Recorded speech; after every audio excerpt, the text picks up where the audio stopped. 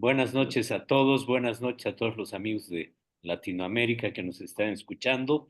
Acaban de oír que es Día del Kinesiólogo, así que aprovecho de felicitarlos a todos los que viven y trabajan en esta área de la medicina. Eh, Quiero darles la más cordial bienvenida y mm, dejarlos con el subcomité de medicina física y el subcomité de salud mental. Interesante webinar, estrategias para el apoyo en actividad física y emocional de pacientes bariátricos. Gracias al doctor Estuardo Berens, coordinador del Comité de Especialidades Afines de IFSO Latinoamérica.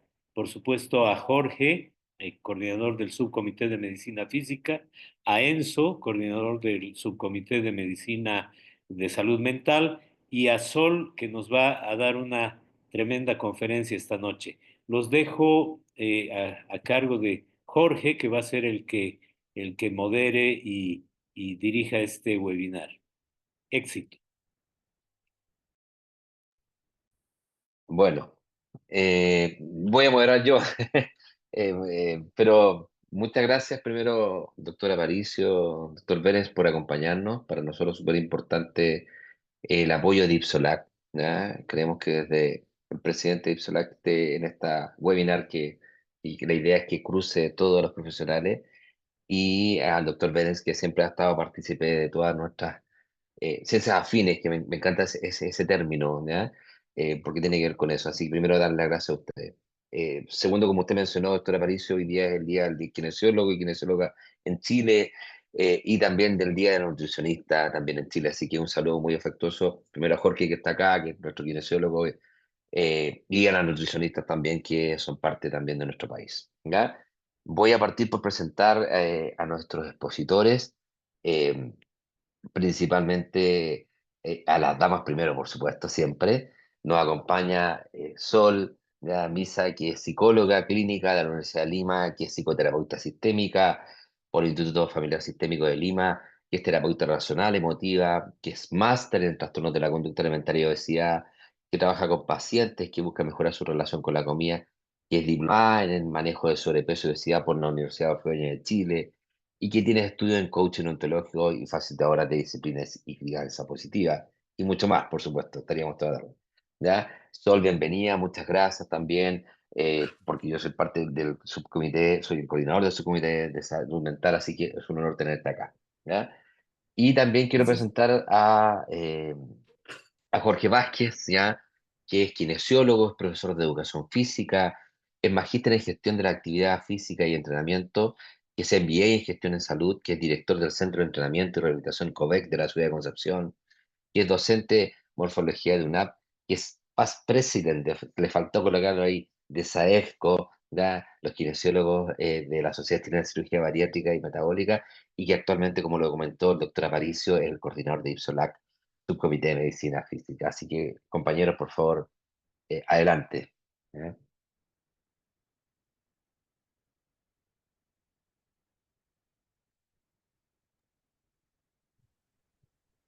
Muy bien. Bueno, voy a arrancar yo. Buenas noches con todos. Mi nombre, como dijo Enzo, es Sol Misa, soy de Perú.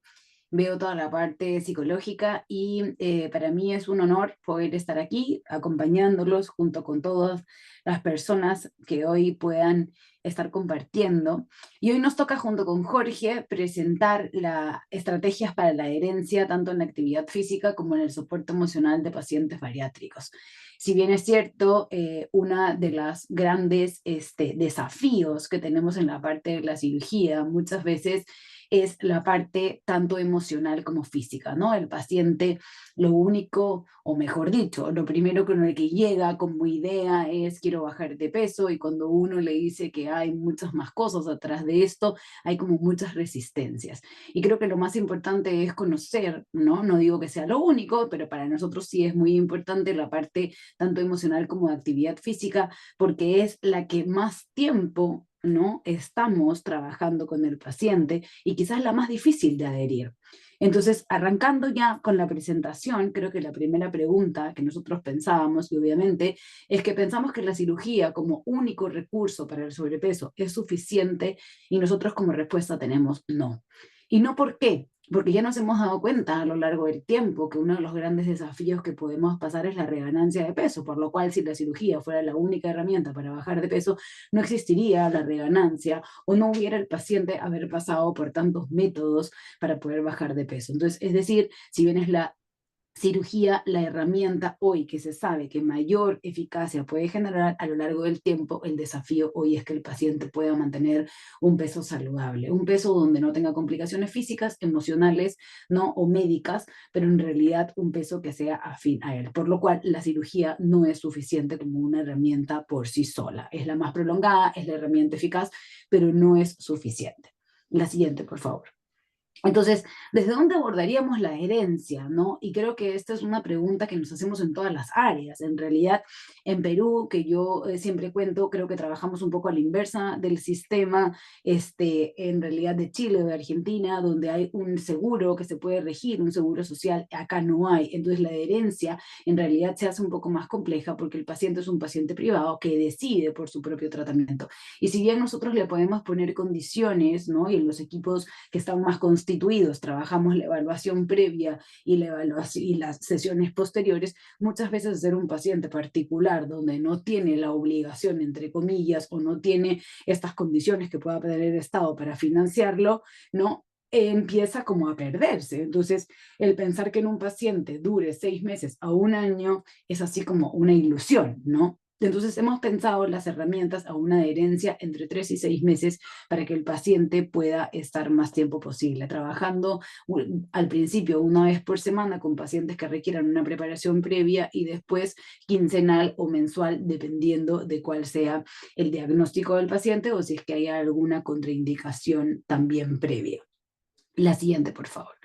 Ahora, el paciente creo que es importante saber, y lo primero como punto de partida es dónde se encuentra el paciente, ¿no? O sea, no todos los pacientes están en el mismo lugar, no todos los pacientes tienen la misma noción de la enfermedad, o no todos los pacientes saben lo que es una cirugía bariátrica. El paciente tiene como esta cosa clara de que tiene que dejar de comer tanto para poder bajar de peso, y que le dijeron que había una cirugía que era rápida, que funcionaba, ¿no? Pero en realidad no tiene mucha conciencia. Entonces, tenemos que empezar como a preguntar, hacer preguntas, para la redundancia, preguntas generales donde ¿conoces más allá del trabajo médico?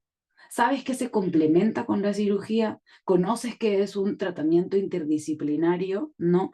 ¿Cuántos profesionales hay en este proceso de la cirugía? ¿No? Otra cosa importante, empezar por una pregunta general que muchas veces abre, ¿no? El conocer al paciente es, cuéntame en qué momento de tu vida estás. ¿No? O sea, cuéntame qué haces ahora, cuéntame a qué te dedicas, por qué te estás dedicando a esto en este minuto, ¿no?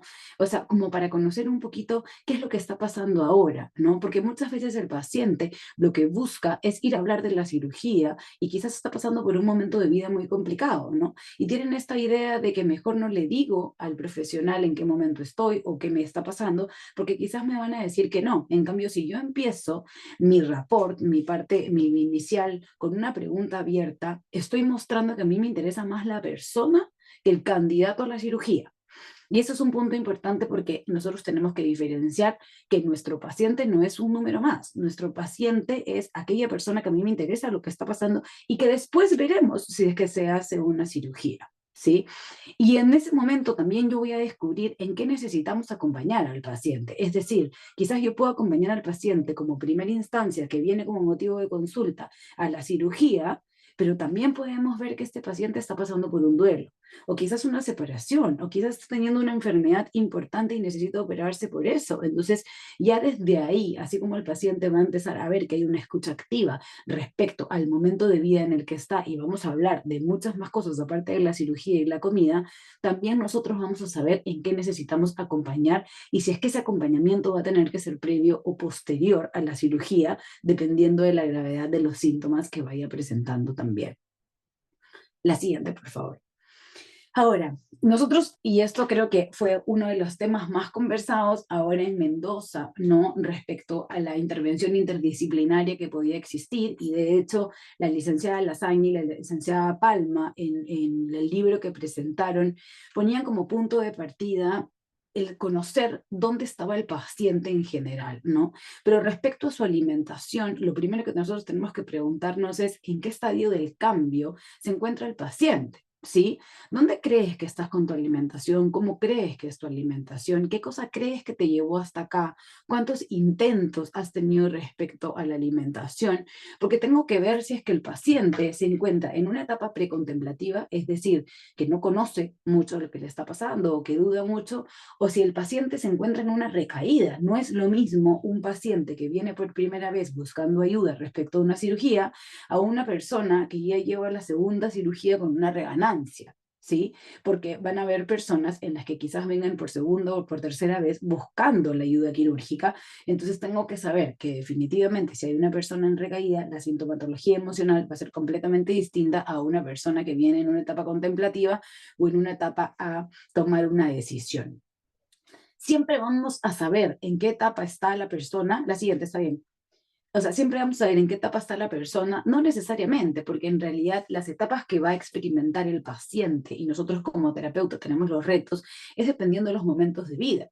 Lo que sí sabemos es que parte del proceso del cambio, ¿no? Que va a pasar y que el cambio como tal es lo más inestable que tiene la vida, pero a la vez más seguro, pasa por muchas etapas, ¿no? Y que estas 6 etapas respecto a la alimentación las vamos a pasar con recurrencia. Entonces, lo que nosotros tenemos que decirle al paciente es que nosotros los vamos a ayudar con un proceso de cambio, pero ese proceso de cambio ni va a ser estable, ni va a ser cómodo, ¿no? Ni va a ser conocido necesariamente, pero que en ningún momento va a estar solo. Y por ahí van a llegar pacientes que están en una etapa precontemplativa, es decir, ahí vienen y te dicen, no sé si operarme. ¿Sí? No sé, porque bueno, una cirugía y es tanto, ahora que existe el Saxenda, el liraglutide, el otro, la no sé qué, y para qué, y para qué, y empiezan en realidad a plantearte durante la consulta un montón de dudas. Y yo tengo que ir de acuerdo a la necesidad del paciente, yo no puedo imponer una idea. Entonces, si yo le pregunto a la persona, ¿y qué te trajo por acá? Y me trae la duda, lo primero que tengo que ver es que este paciente todavía no percibe realmente los riesgos que está viviendo o quizás no tiene ningún problema como tal de salud que hace que busque la cirugía. Entonces, tengo que ir conversando con él quizás en por qué buscaría una solución. ¿No? Pero tengo que ver que todo el tiempo la etapa en la que se encuentra el paciente va a ser diferente en cada una de las personas, en cada una de las etapas del ciclo vital. No es lo mismo un adolescente que va a venir muchas veces en una etapa contemplativa, porque en realidad lo que más lo mueve es el tema de la imagen corporal, todavía no hay una percepción de riesgos de salud, a que una persona de la tercera edad, que en realidad ya quiere hacer algo, ¿no? Ya entiende que le está pasando y está más en una etapa de acción, porque lo que quiere es dilatar el momento de la muerte. Entonces, no solamente conocer en qué etapa, en qué estadio del cambio está el paciente, sino también en qué etapa del ciclo vital está y en cuál va acorde. Un paciente que viene más o menos 3 meses, ¿no? a tratamiento previo, ¿no? Cuando tiene una obesidad mórbida, por ejemplo, cuando hay un tratamiento previo para poder bajar de peso porque no puede entrar a una cirugía por un riesgo cardíaco, o cuando hay un paciente que no sé, tiene algún problema de circulación y hay que trabajarlo previo antes de entrar a la cirugía, nosotros más o menos necesitamos entre 2 y 3 meses para hacer un trabajo psicológico, nutricional y físico para poder llegar a la etapa de preparación. Es decir, la etapa de preparación nos va a mostrar o le va a mostrar al paciente, junto con nuestro acompañamiento, la conciencia de qué es lo que el paciente tiene que hacer y qué es lo que no está pudiendo hacer para llegar al cambio. Y desde ahí poder evaluar las acciones necesarias para poder llegar a la cirugía. Ahora, hay pacientes que muchas veces llegan, ¿no? al consultorio y te dicen, pero yo no tengo ninguna contraindicación. Y es verdad, ¿no? Quizás viene más como desde o sea, tiene una crisis de ansiedad, algún estallido depresivo, pero que no veamos como ninguna alerta como tal, pero que tampoco sea consciente de qué le está pasando con la comida. Entonces, puede ser que pase a la cirugía y sin embargo no hizo ningún trabajo previo y cuando llegamos a después de la cirugía, el paciente te dice, pero yo pensé que iba a poder comer lo que quería. o yo pensé que no iba a sentir hambre, o yo pensé que no iba a subir de peso. Es decir, este paciente sigue en una etapa precontemplativa a pesar de que tuvo una cirugía, ¿sí? Entonces tendríamos que hacer el mismo proceso. ¿Cuáles son las herramientas de adherencia que nosotros planteamos, ¿no? O que por lo menos no me pareció importante? Uno es la psicoeducación y el acompañamiento emocional. Como dije al principio, muchas veces el paciente no tiene idea lo que le pasa. Es decir, quiero bajar la guata y eso es todo lo que sé, pero no tiene idea ni qué está sintiendo, ni qué le está pasando, ni qué situaciones de la vida es. Ahora a mí me gusta trabajar mucho con mujeres entre 40 y 50 años y que, por ejemplo, te dicen, estoy teniendo un ataque de ansiedad, no sé qué me pasa, estoy sudando, y por ahí en realidad son las primeras etapas del climaterio, ¿no?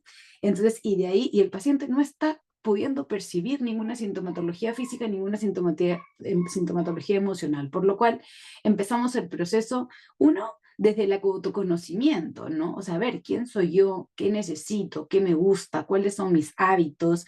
¿Qué me gusta hacer en mi tiempo libre? ¿Cómo creo que me siento ahora? ¿No? ¿Qué necesito para poder llegar a este cambio? ¿No? Y ver y validar que muchas veces el paciente necesita en realidad quedarse mucho tiempo en este punto, ¿sí? Hoy le pregunté a un paciente en la mañana, el anterior, por favor. Hoy le pregunté a un paciente en la mañana y le dije, ok, si no habláramos de plata, de cargos, de parejas, de delgadez, de la parte estética, quiero que me cuentes de ti, ¿quién eres tú? Y me respondió nadie.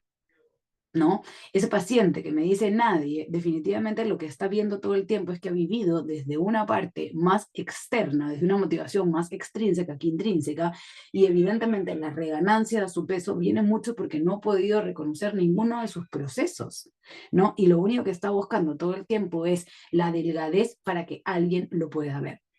Como segundo punto, la motivación. Es identificar qué lo trajo acá, por qué es importante para él, por qué quiere el paciente impulsarse a eso. Porque la cirugía, a ver, es decir, sí, podemos bajar de peso, es más eficaz que otras herramientas, pero es un proceso incómodo. Es un proceso que tiene una dieta una dieta blanda, que tiene ciertas restricciones de alimentos, que hay hinchazón, que hay dolor. Entonces, a ver, ¿qué te lleva a esto? Si es simplemente la idea de la delgadez, tenemos que conocer nuevamente en qué momento está el paciente para desde ahí conocer cuáles son las expectativas que tiene el paciente y cómo te ves después tú de la cirugía, ¿no? ¿Cuáles son las expectativas que crees? ¿Y cuán realistas están siendo? No, yo creo que después de la cirugía voy a estar flacas y me voy a casar, ¿no? Muchas veces te dicen eso, o por fin me voy a enamorar, o recién me van a mirar. Eso no lo puede hacer la cirugía. Esa es la expectativa del paciente respecto a su delgadez, pero en realidad este no es un objetivo del proceso de alimentación, por lo cual ahí tengo que plantear cuáles son los objetivos específicos a plazos razonables que puedan estar dentro del control del paciente y que es un proceso gradual para poder desde ahí recién celebrar los logros y que el manejo emocional, que es el quinto punto, pueda ser desde una manera más aterrizada. Porque si yo le digo al paciente, es verdad, sí, es verdad, va a estar más flaca, te van a mirar, se van a enamorar de ti, te vas a casar, le estamos prometiendo algo respecto a su delgadez o a su bajada de peso que no necesariamente es real. Y el paciente lo que logra es frustrarse. Yo hoy estaba haciendo esto para enamorarme, ¿no? Y eso no es real. El manejo emocional es la psicoeducación de las emociones, ¿no? O sea, cuáles son las emociones primarias y secundarias para que desde ahí veamos que toda emoción tiene una razón de ser y buscar la idea de tener una comunidad de apoyo para que pueda acompañar en esto, porque de hecho la cirugía sola, no por sí sola, y solo al paciente se le va a hacer más cuesta arriba. La siguiente, 10 por favor. minutos, colega. 10 minutos, por favor. Perfecto. Vamos a ir rápido. La siguiente, como hablábamos, es el paso de acompañamiento, que lo hacemos mediante la psicoeducación de emociones, etiquetar las emociones, que no son ni buenas ni malas, sino simplemente ver el funcionamiento de cada emoción, la rabia frente a la defensa, la tristeza para valorar la pérdida, etc. Conocer los síntomas fisiológicos que me llevan a sensaciones mayores, es decir, si yo ya estoy sintiendo opresión en el pecho y voy y me como un chocolate o voy y me como una pizza, quizás después me vienen los calores, la taquicardia, ¿no? Y empiezo a ver que desde acá mis síntomas físicos no los estoy escuchando y eso me lleva a una sintomatología mayor. Crear una caja de herramientas o un botiquín emocional con frases o pensamientos para revertir, eso es decir, cambiar las creencias irracionales respecto al comer y al cuerpo para verlo de otra manera. Y desde ahí ayudar al paciente a tolerar con el malestar, ¿no? Y buscar una sensación en paralelo o un cambio de foco atencional que no sea desde la comida. El siguiente, por favor. Asimismo, esta es un poquito la imagen en la que trabajamos, ¿no? Cuando la comida se convierte en un estresor, la primera parte en realidad de regulación que le decimos al paciente es: ¿esta situación es estresante para ti? La mayoría te dice sí, ok. Y si es estresante para ti, ¿qué recursos tengo para afrontarlo? Y desde ahí ayudar al paciente, que los recursos muchas veces son desde donde pensamos, donde hacemos o desde sentimos, pero que definitivamente esto tiene que ser una evaluación constante, porque el paciente a veces piensa que el único recurso que tiene para afrontar situaciones es la comida, ¿no? Entonces, si en este caso, en la cirugía, la comida no está, lo más probable es que tengamos que buscar este circuito de gratificación y de afrontamiento eficaz desde algún otro lado que no sea la comida. La siguiente. Asimismo, buscar como punto, ¿no? Como un punto importante la regulación emocional, es decir, que no haya una pasividad total donde no se busque hacer nada, ¿no? Donde no se busque la regulación desde una situación inadecuada, o donde no haya el empleo de estrategias disfuncionales para poder desde ahí evitar, ¿no?, que yo me disocie completamente de la situación, o que evite o que esté rumiando, porque esto van a ser al final estrategias desadaptativas que empeoran o prolongan el malestar. La siguiente por ahí.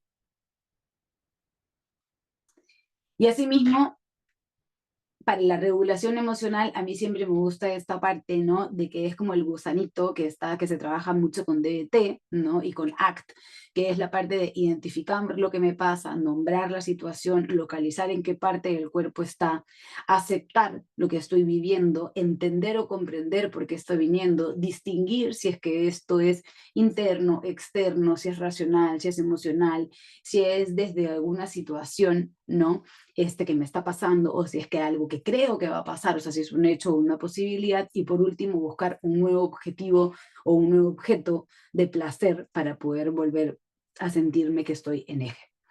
Y por último, para mí es importante que la adherencia la hagamos la siguiente, por favor. Desde la prevención, ¿no? Acá creo que hay que trabajar desde la adherencia, en realidad, el tratamiento de toda la familia, por lo cual, si yo trabajo en la familia, la siguiente, desde la prevención primaria, secundaria o terciaria, lo que tengo que ver es que quizás en la familia pueden haber personas que están durante la infancia y que esto todavía no apareció, o apareció en síntomas muy chiquititos.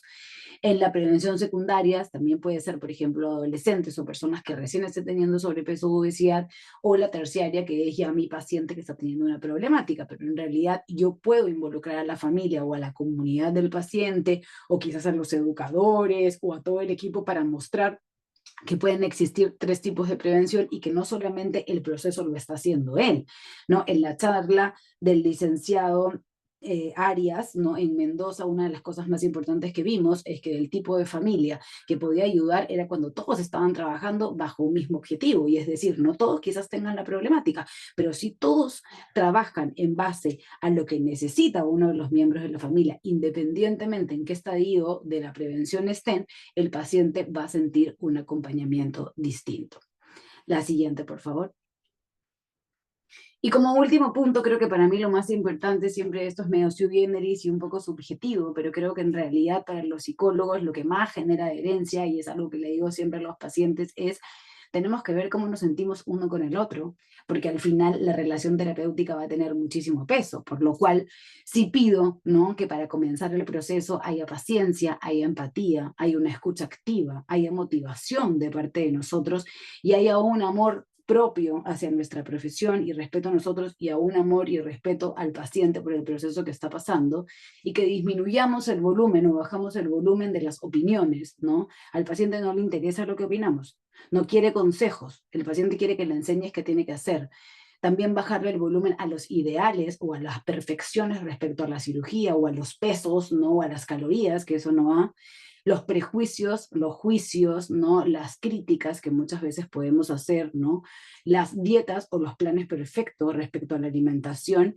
Y también esta parte que hoy la venden en redes maravillosa, es como, tenemos como los tips máxicos. Nosotros en la parte que más adhiere al tratamiento, en la parte psicológica, es hacerle saber al paciente que no está solo en un proceso largo, por lo cual ni nada de esto va a ser automático. ¿sí? Entonces, esta idea de que saquen TikTok, en Instagram y todo, en nuestra consulta no va a pasar. Entonces, si yo le digo al paciente que yo no le puedo dar la solución mágica, pero que estoy dispuesto a estar con él escuchándolo, acompañándolo, respondiéndole un WhatsApp, lo más probable es que el paciente se sienta más escuchado y desde ahí considere más apertura para poder conversar y para poder ver lo que le está pasando. Así que bueno, yo esa es mi parte. Gracias por su atención y ahora, bueno, pasamos a la parte de actividad física. Gracias, Sol. Vamos a escuchar a Jorge y vamos a hacer una mezcla para ir conversando este tema. Jorge, por favor, cuéntanos. Hola, buenas noches. Sol, tremenda como siempre. Eh, bueno, me encuentro en bastantes congresos y la verdad podemos estar horas conversando sobre esto y escucharte una vez más. Siempre uno aprende algo más técnico que lo coloquial cuando nos juntamos y nos encontramos. Bien, sobre la actividad física y la adherencia al programa, Sol lo mencionó, hoy un meme que anda dando vuelta en todos lados es como expectativa realidad. ¿Sí? Muchas personas llegan en este caso al gimnasio o al centro de rehabilitación o en la consulta vía online con expectativas que son poco alcanzables, que son muchas veces inaccesibles. Y las redes sociales, como decía Sol, o el TikTok o lo mediático, confunde al paciente, entonces llega con una realidad eh, desvirtuada a la consulta y es cuando tenemos la mayor complejidad con un paciente que no viene claro lo que necesita o lo que quiere. Por eso la actividad física y la salud mental se asocian y yo soy de la idea y de lo que me he dado cuenta que los pacientes que están con actividad física son personas que entendieron el proceso y el camino a lo que tienen que seguir. ¿Sí? Voy a continuar. Entonces, la pregunta es, eh, ¿baja de peso o directamente, es que me está tapando esto, espera, un segundo, ahí sí. ¿Baja de peso o verse corporalmente bien? Bien. Bueno, sabemos, no voy a entrar acá, pero hay una nueva definición, la última de Lancet, ¿cierto? Donde antes la obesidad o la obesidad en este caso tenía una sola línea de trabajo y ahora es algo mucho más global y sería interesante que para los que están en el webinar puedan integrar este paper o este estudio porque la nueva definición de clínica de la obesidad. ¿Sí? Bueno. Sabemos que la obesidad tiene grandes consecuencias, ¿cierto? Pero ahí hay una flechita marcando una persona baja, decaída, negro, una imagen negra, una imagen depresiva, una imagen que llama la atención, ¿cierto? Porque la obesidad no es un tema solamente de física, sino que tiene consecuencias durante todo el ciclo vital, es decir, desde que nacemos, la familia, el colegio, la universidad, por lo tanto nos acompaña toda la vida. Entonces, cuando una persona llega a nuestra consulta es porque necesita una solución. Ya ha tenido intentos, no uno, muchos intentos de frustración, intentos frustrados, intentos fallidos. Ha probado todo. Uno le pregunta, ¿ha probado un medicamento? Se lo saben de memoria. ¿Ha ido al psicólogo? Ha ido a 10. ¿Ha ido a una nutricionista? Ha ido a 10 nutricionistas. ¿Ha ido al gimnasio? Conoce los gimnasios de memoria. Entonces, llegan con una necesidad y una solución urgente. ¿Sí? Entonces se encuentran las personas sin salida, se sienten con culpa, tienen un estigma asociado, se sienten sin oportunidades porque la obesidad sí está asociada a la imagen corporal, por lo tanto, muchas veces van a buscar trabajo, o como se dice acá en Chile, van a buscar pega, y solamente por cómo se ven, quedan fuera de los puestos de trabajo. Entonces, es un círculo muy, muy vicioso y donde la persona se empieza a hundir y empieza a encontrar que no tiene soluciones, ¿sí?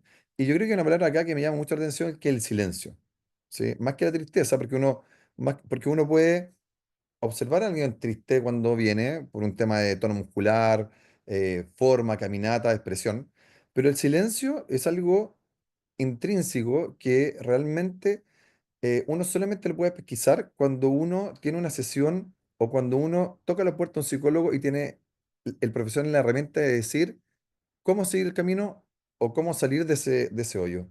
Pero antes es muy poco probable descubrirlo. Entonces, hay distintos estudios, claramente muchos estudios sobre cirugía bariátrica, manga, bypass gástrico, sobre la importancia de la actividad física. ¿Ya? No vamos a entrar en esto porque ya fue otro webinar y podemos continuar, pero más que la importancia de la actividad física, vamos a asociar lo que sucede en un gimnasio y lo que sucede en un paciente ya operado en este caso y está con una prescripción del ejercicio basado en fuerza. ¿Ya?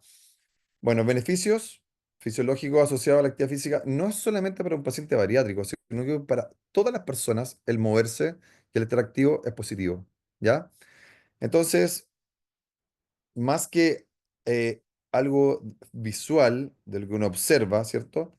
Es un complemento de lo que puede alargar tu vida en el tiempo, ¿ya?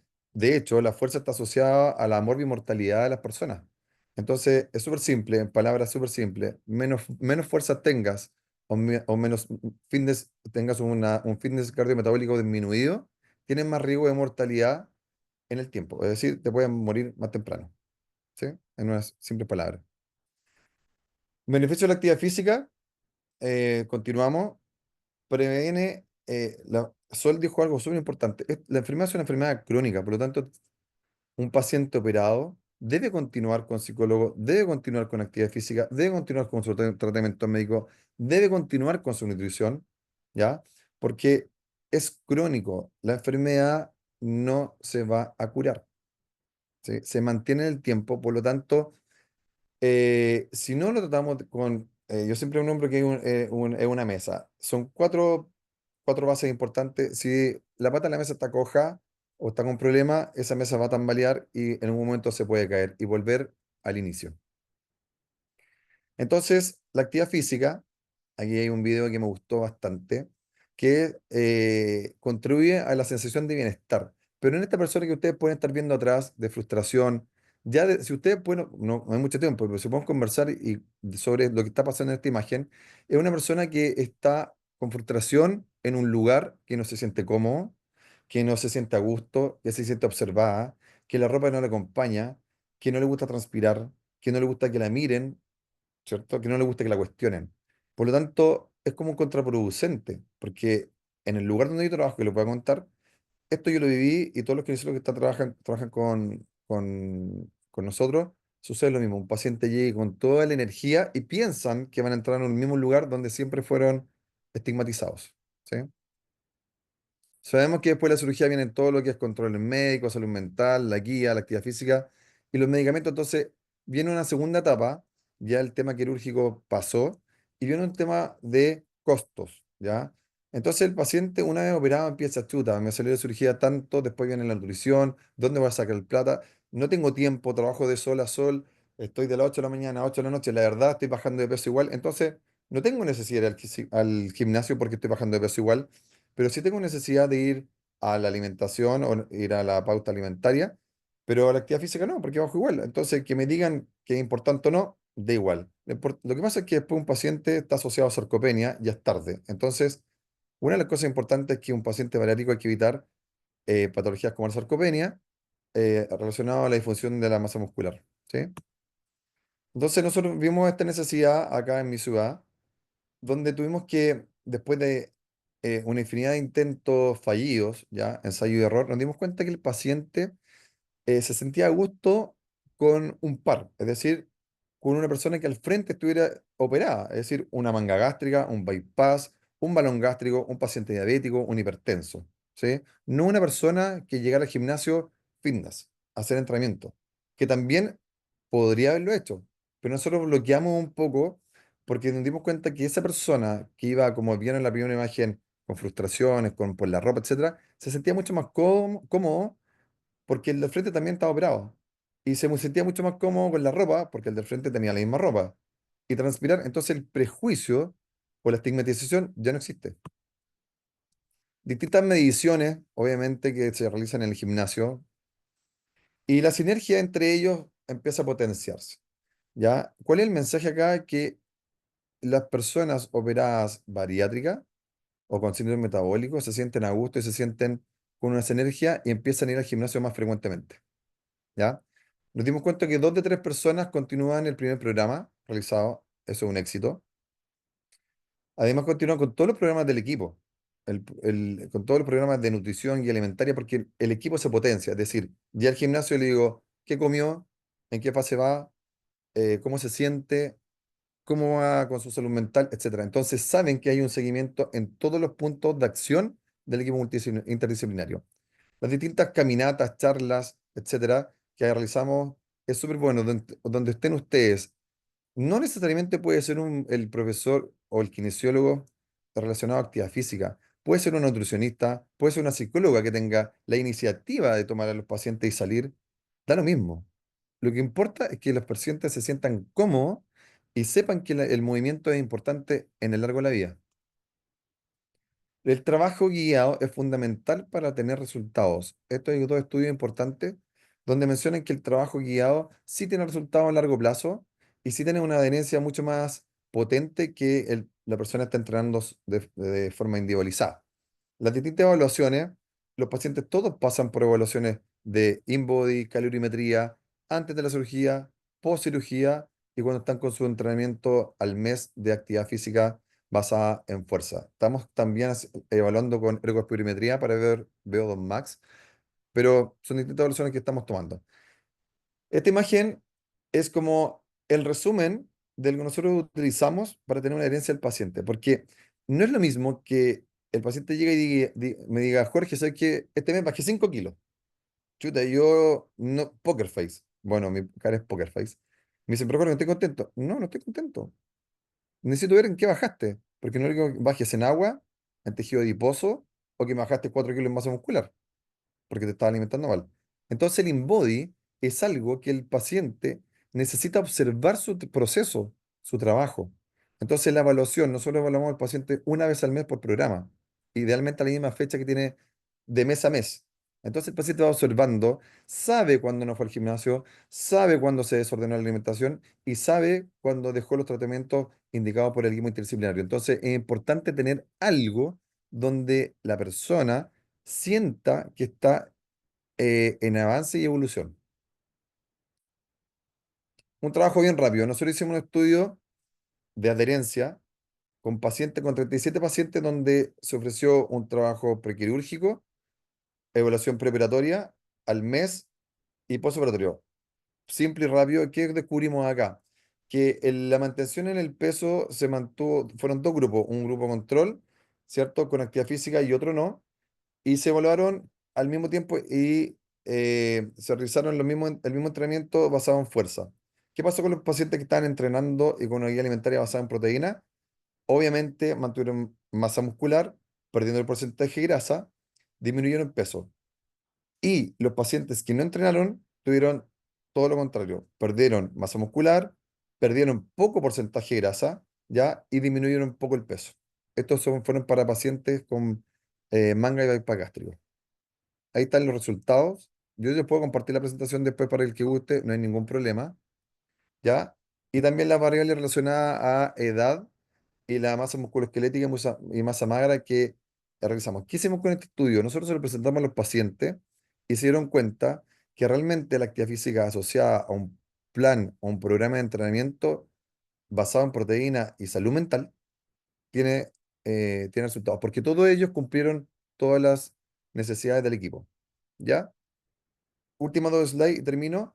De mi consideración, creo que lo más importante acá, claramente las políticas públicas hay que cambiarlas, pero prevenir desde el nacimiento a la mamá, yo creo que va por ahí la línea de trabajo, que es muy complicado.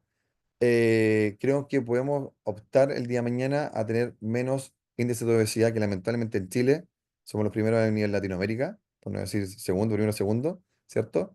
Y la obesidad infantil va en alza.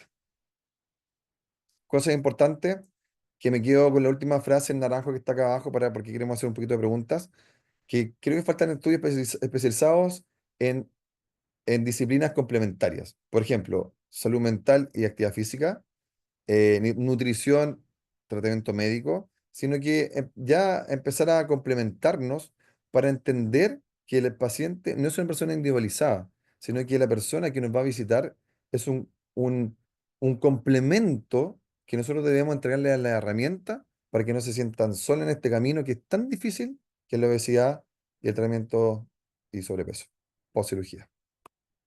Bien, para cuestionarse, creo que obviamente la persona que está ahí es el paciente. Y la pregunta es si realmente estamos haciendo bien las cosas, siendo muy individualizados en cada área, o necesitamos complementarnos como equipo interdisciplinario y hacer cosas en conjunto. Bien, Muchas gracias. gracias, Jorge. Ya, muchas gracias, Sol. ¿Ya? Bueno, tenemos una pregunta acá en el chat, ¿ya? Se las voy a leer. Y de ahí también yo tengo un par de preguntas para ustedes también, por supuesto. La idea es que podamos ir con eso. Pregunta Karen Colpari, Pozo. ¿Qué abordaje recomiendan cuando un paciente candidato a cirugía bariátrica presenta múltiples traumas no resueltos? ¿Consideran que se debe postergar la cirugía hasta que se trabaje en estos temas o es posible avanzar en paralelo con el proceso quirúrgico y terapéutico? Sol, Jorge, los dejo abierto. Bueno, desde lo que nosotros como lo abordamos como equipo es que si detectamos que existen traumas complejos no resueltos, alguna experiencia de duelo, algún trastorno de conducta alimentaria, algún consumo o adicción, ¿no?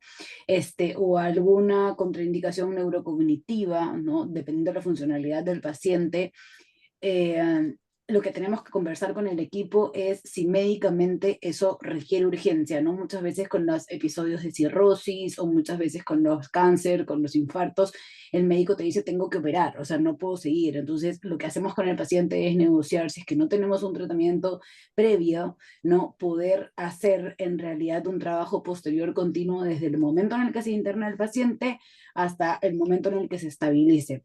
Y sí hacer de todas maneras ahí la interconsulta con psiquiatría para que si vemos que el paciente no está emocionalmente estable, ¿no? Podamos de una u otra forma sí trabajarlo con la medicación para que no haya ninguna crisis.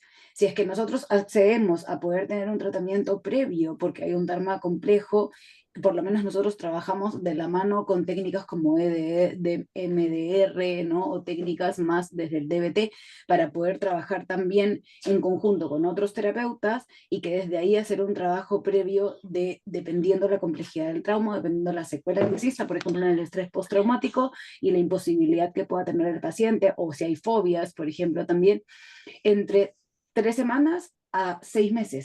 ¿No? O sea, vamos viendo también cómo va aboniendo y lo que le vamos diciendo en realidad al médico, que los cirujanos nos dicen ya, pero dame una fecha, ¿no? Es que tengamos evaluación entre el mes y medio y los 3 meses, ¿no? Si son casos más como de una ansiedad generalizada o una depresión moderada, intentamos que sean entre 4 y 8 sesiones previas, pero sí solemos poner la contraindicación, que yo sé que es un poco complejo con el tema médico, pero decimos que no, ¿no?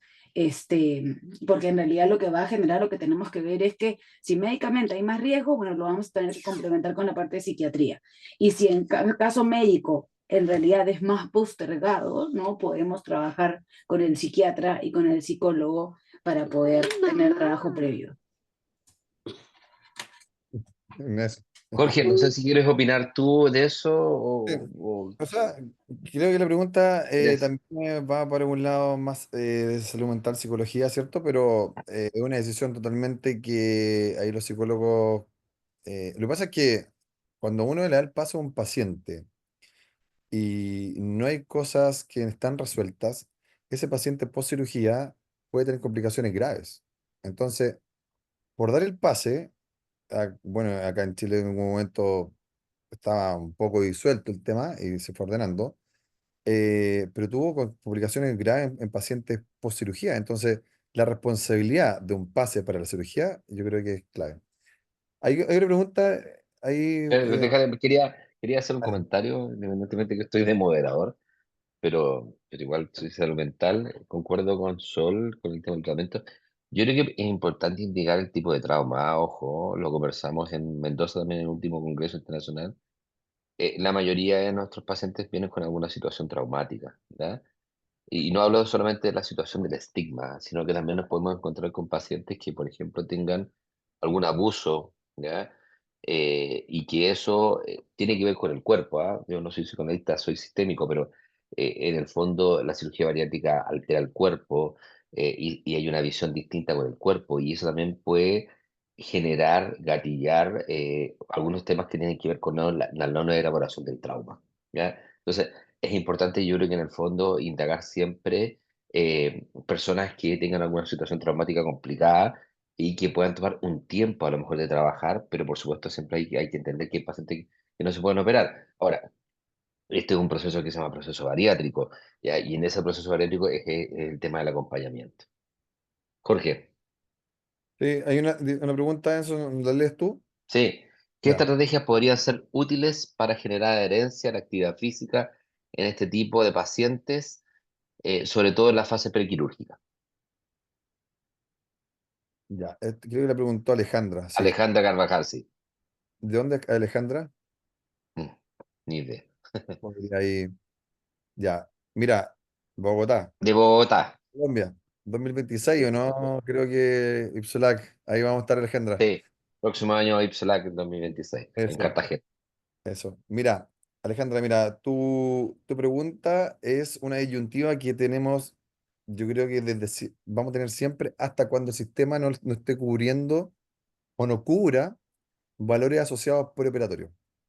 Porque tomando las palabras, cuando un paciente llega y ya tuvo muchos intentos frustrados de actividad física especialmente, para uno como profesional es muy complicado, ¿sí? Decirle al paciente, métete en un gimnasio, porque ella lo hizo, ¿ya? Entonces, ¿qué sucede? ¿Cómo yo genero una adherencia al paciente? Es educando, invitándolo nuevamente a un gimnasio, pero haciéndole entender que está protegido en un lugar donde hay personas igual a él o a ella, ¿ya? Donde no se va a sentir solo, donde vea el proceso de que de que un paciente superó hace 6 meses y él o ella aún no toma la decisión, ese paciente está bien, ¿sí? Entonces, más que decirle, métete en un gimnasio, haz cardio, haz pesa, es hacerle entender que el proceso que otra persona fue un éxito, también para él lo puede ser, ¿ya? Entonces, la adherencia, más que estar en un lugar físico, va a ser crear oportunidades o acciones para que las personas que han tenido frustraciones puedan entender que no siempre van a estar en un limbo, en un abandono en esta difícil enfermedad. ¿Sí? Más que volver a gatillar actos que ya han sido de frustración. ¿Sí? Es Yo, decir, crear lugares protegidos. sí, yo quería un poco también complementar con la parte de actividad física, que una de las cosas que le sirve también a los pacientes es la idea de entender que quizás el deporte o la actividad física no te tiene que gustar para hacerla. O sea, la idea de que no hay, porque hay muchas personas que dicen, pero ¿cómo voy a hacer algo que no me guste? Entonces, sacar la idea en el paciente de que lo que estamos haciendo por este proceso va a traer un placer inmediato, sino lo que estás trabajando es el placer gratificado posterior. ¿Cómo me voy a sentir después de hacer la actividad? Entonces, si yo le hago también y le doy la chance de que no le guste, pero la idea de responsabilizarse va a generar una mayor autoconfianza, el paciente también se siente con más motivación para hacerlo. Pero puedo también mostrarle que no tiene por qué gustarte, pero te hace sentir mejor. ¿Qué vas a elegir? ¿No? La idea de la responsabilidad frente al malestar o frente al disgusto con el cambio. Sí. Oye, Sol, me quedan 5 minutos. Hay una pregunta súper importante que dice, bueno, felicidades expositores. Pregunta para Jorge. ¿Qué estrategia de actividad física recomienda en el preoperatorio? Bueno, respondí a esa pregunta a Alejandra. Para su progreso, que no se lesionen o grabar esto. Ya. A ver, creo que todos leen las preguntas, Sebastián, o nosotros solamente. Ya. Bueno, lo que está preguntando Marcelo es si, cómo o qué recomendamos nosotros para pacientes que son súper obesos y tienen lesiones osteomusculares, ¿ya? ¿Y qué sugerencia tenemos en el postoperatorio inmediato, luego de los 6 meses, a los 12, para evitar la pérdida de masa muscular y luego ganar masa muscular? Ya. Marcelo, un paciente operado, hoy en día hay estudios que a los 14 días podrían comenzar con movimientos o con actividad física no basado en fuerza, siendo evaluados. Es decir, mientras la actividad física sea más precoz, es mejor. ¿Ya? ¿Qué ejercicio o qué entrenamiento le vas a hacer a un paciente post cirugía? Primero que todo, tienes que evaluarlo antes, ver qué patologías osteomusculares tiene, si tiene lesiones a la columna, si tiene lesiones a la cadera, si tiene un pie cabo, tiene un pie valgo, tiene, o sea, un pie plano, si tiene osteoporosis, etcétera. Se hace una evaluación osteomuscular que viene asociada al médico o un traumatólogo puede ser, y son pacientes que la gran o el 90% vienen con patologías osteomusculares. Por lo tanto, la evaluación que tú tienes que hacer en este caso, o la que yo recomiendo, es saber cuál es su limitación funcional. Porque un paciente que pesa 120 kilos hace 20 años es un paciente que mueve hace 20 años con los mismos 120 kilos. Lo que pasa es que está con dolor, con molestia, pero si él es funcional, se moviliza, la pega o el trabajo de cada uno es adaptar los ejercicios para esa persona, pero nunca decirle que no lo puede hacer, porque hay un problema, ahí viene un problema de nosotros. O sea, si yo le digo a un paciente, oye, ¿sabes qué? No, tú no vas a poder hacer la sentadilla profunda porque la verdad no puedes, nunca más va a hacer una sentadilla profunda, porque lo vas a bloquear inmediatamente. Entonces, la adaptación del movimiento, la adaptación del ejercicio, la prescripción del ejercicio tiene tres variables, ¿sí? Fuerza, hay que hacer una evaluación de resistencia muscular y una resistencia de hand grip puede ser para saber qué variables tengo que manejar para poder prescribir ejercicio. ¿Sí? Tengo que manejar flexibilidad para mejorar los rangos musculares, tengo que hacer un ejercicio de fuerza, empezar con rangos o sea, con pequeños pesos para que tenga un rango de movimiento mayor, pero es un proceso muy, muy largo.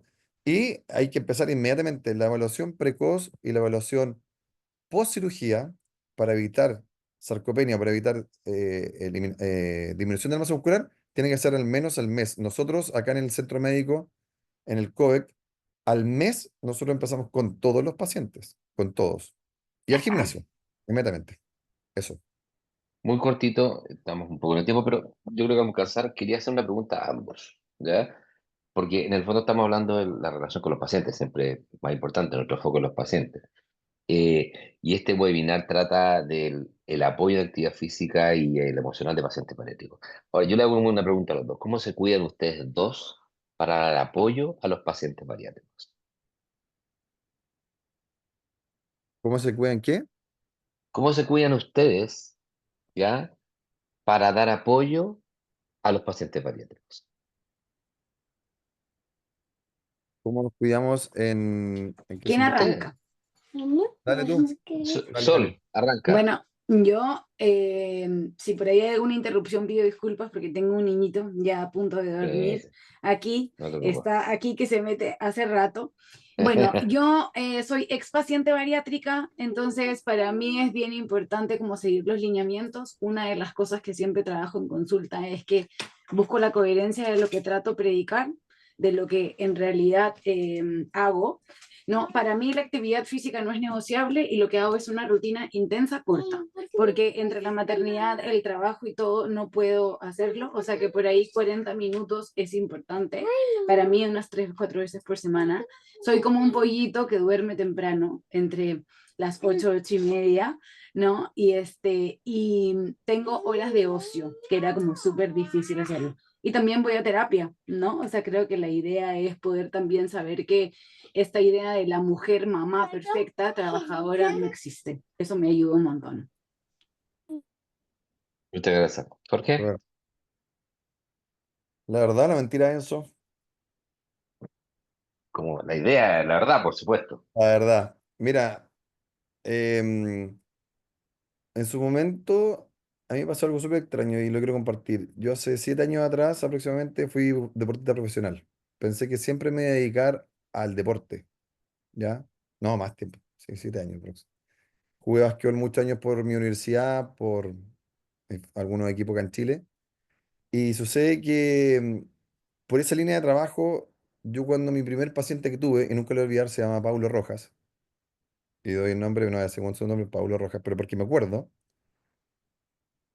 Yo no me preguntaba por cómo no conocía un gimnasio, si yo entrenaba 6 horas diarias. ¿Se entiende? Ujú. Entonces, tuve muchos errores y los errores me fueron me fui dando cuenta que con los errores míos, que yo no podía entender porque no tenía los conocimientos y no tenía la capacitación, me pude dar cuenta que, ¿por qué yo le tengo que decir a alguien que conozca un gimnasio o conozca la alimentación si nunca nadie le ha enseñado? ¿Sí? Las herramientas nunca se le entregaron. Pasó el tiempo, el trabajo me consumió, no pude entrenar 6 horas diarias y decidí moverme 3 veces a la semana por lo menos. Que eso es lo que me enseñaron en la universidad, la cantidad de minutos, etcétera, pero 3 veces por semana. No fue suficiente eh, y me sentí en su momento incómodo conmigo, ¿sí? De haber tenido un cuerpo deportista a un cuerpo que se estaba adaptando. Y en ese momento dije, chuta, nadie te enseña a salir del deporte. Por lo tanto, mi cabeza me estaba jugando en contra. Y ahí yo tuve que pedir ayuda.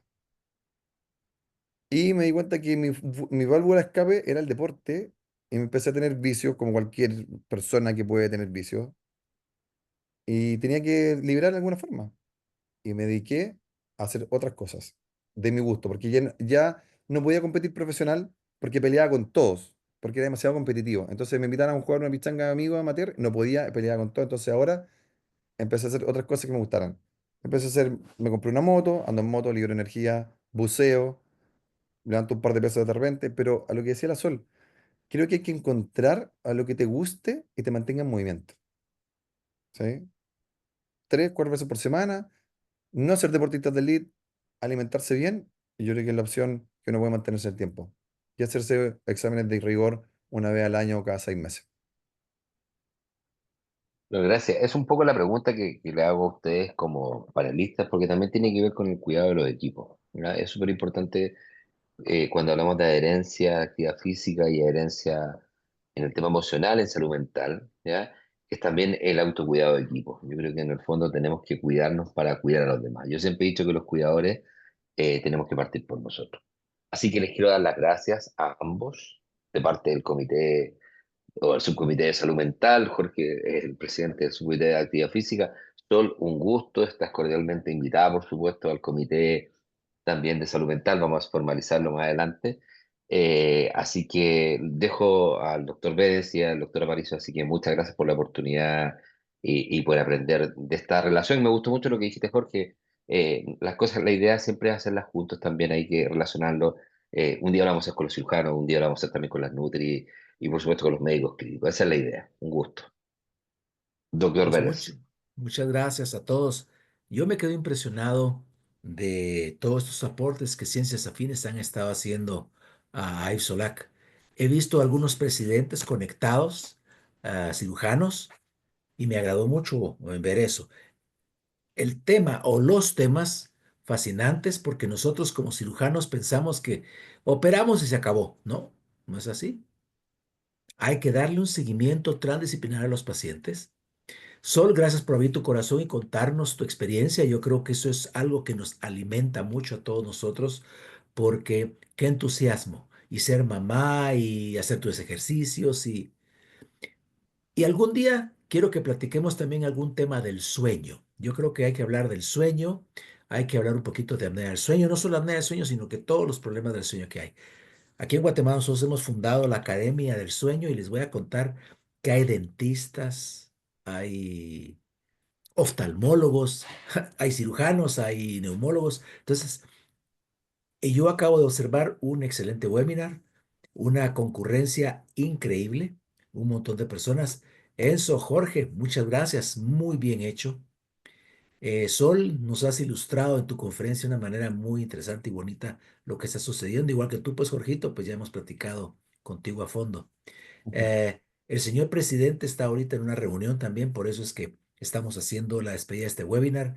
Así es que muchas gracias a todos ustedes, queridos amigos y hermanos de Latinoamérica, por estar con nosotros hasta esta hora. Estamos pues terminando. Yo creo que ha sido un excelente webinar, muy, muy bien dirigido, mi querido Enzo.